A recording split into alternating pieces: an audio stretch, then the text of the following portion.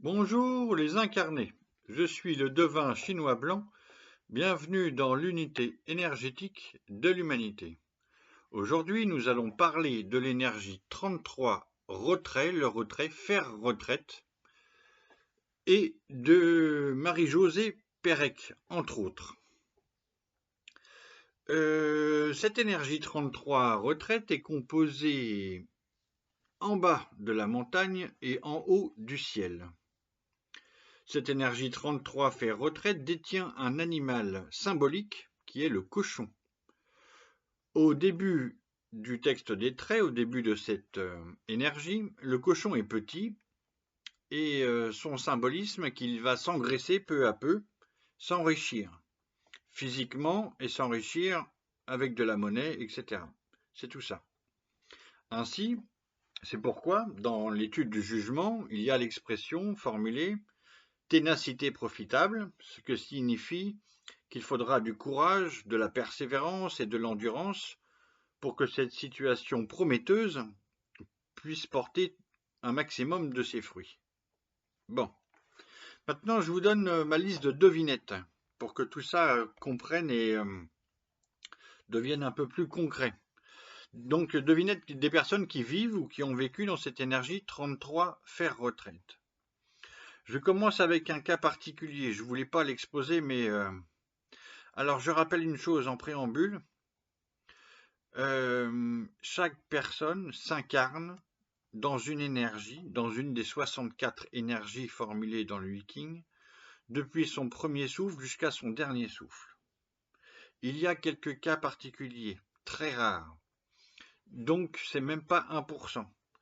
C'est 99,99 avec je sais pas combien de 9 derrière, qui du premier au dernier souffle, qui ont une même énergie pour toute la vie, pour toute cette vie-là. Ok?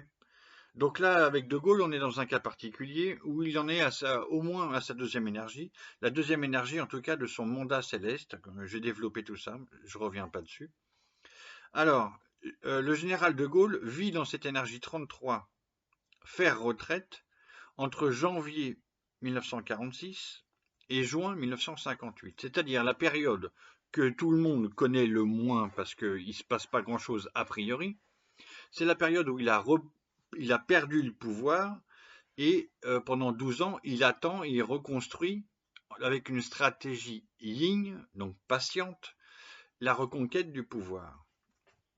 Bon, je développe pas ça, j'en ai déjà parlé plusieurs fois et écrit beaucoup là-dessus.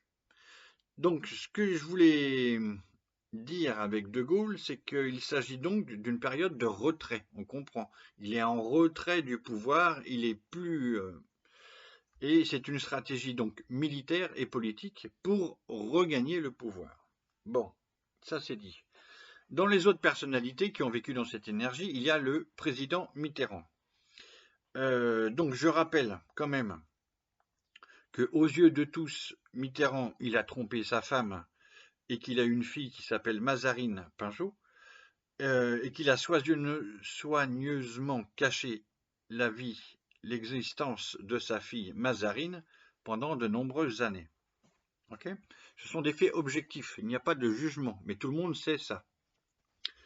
Il y a ensuite Karl Lagerfeld, qui est le grand couturier, qui était caché derrière ses lunettes noires, entre autres, et très mystérieux volontairement. D'accord. Il y a le géant du basket Michael Jordan et Sonia Rolland, la Miss France belle métisse, qui a fui le génocide du Rwanda et qui est aussi surnommée Jordanette parce qu'elle jouait au basket et qu'elle admirait Michael Jordan.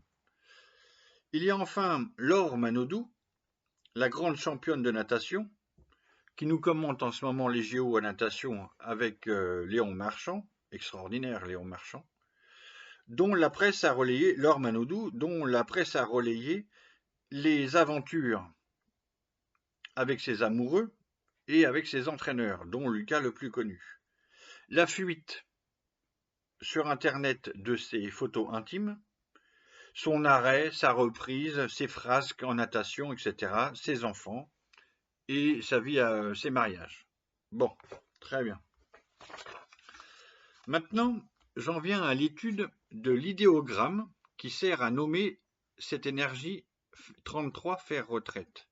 L'idéogramme s'appelle DUN, D-U-N, et il signifie s'enfuir, s'échapper, se cacher, se dérober, disparaître, tromper. S'enfuir, s'échapper, se cacher, se dérober, disparaître, tromper. Or, quand j'étais jeune, au XXe siècle, j'ai eu une histoire, une passion amoureuse avec une Tahitienne. Ceux qui me connaissent le savent, ceux qui ne me connaissent pas, j'en parle un tout petit peu de cette expérience tahitienne quand j'aborde le sujet Gauguin, par exemple, puisqu'on a eu Tahiti en commun. Quelques années plus tard, à l'été 2000, j'ai ouvert le Viking pour la première fois et j'ai commencé à avoir des intuitions sur les énergies des personnes. Et un jour, parmi des centaines d'autres, j'ai capté à rebours l'énergie de cette Tahitienne. Je ne vais pas la nommer, il n'y a aucun intérêt.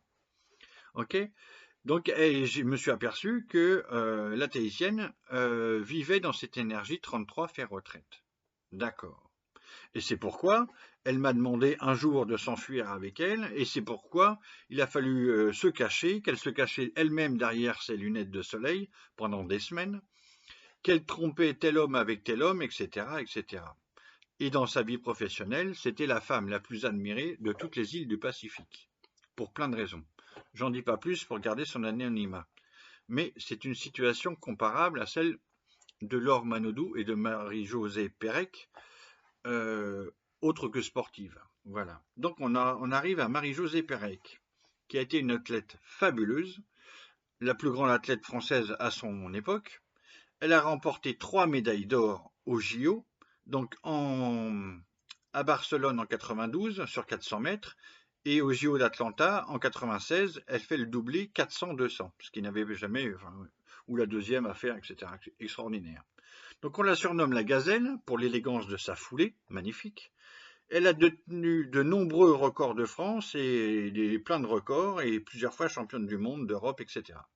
Bon, le 21 septembre 2000, pendant que je lis le Viking pour la première fois, Marie-Josée Pérec s'enfuit des JO de Sydney 2 jours avant son 400 mètres contre sa concurrente australienne de l'époque, Cathy Freeman. Moi, je m'en rappelle comme si c'était hier, mais bon, je suis obligé de redonner les précisions, ça fait quand même 24 ans. Donc Marie-Josée Pérec s'enfuit, ça fait la une des médias, les médias la traquent, on peut le dire comme ça, exactement, et ça correspond exactement à la situation que j'ai vécue avec ma Tahitienne bien des années plus tôt. Donc, je voulais illustrer avec cet exemple l'idéogramme d'un, comment ça marche, d'une. Depuis le petit cochon, c'est considérablement engraissé. Ce n'est pas péjoratif, ça ne veut pas dire elle n'est pas belle, elle a grossi, etc. C'est l'animal symbolique de l'énergie. Et c'est le chemin qui a fait que, effectivement. Et Marie-Josée Pérec a donc été honorée, très honorée, de la plus belle des façons lors de la cérémonie d'ouverture, il y a quelques jours, des JO de Paris 2024. Donc je conclus par un petit quatrain divinatoire pour Marie-Josée Pérec.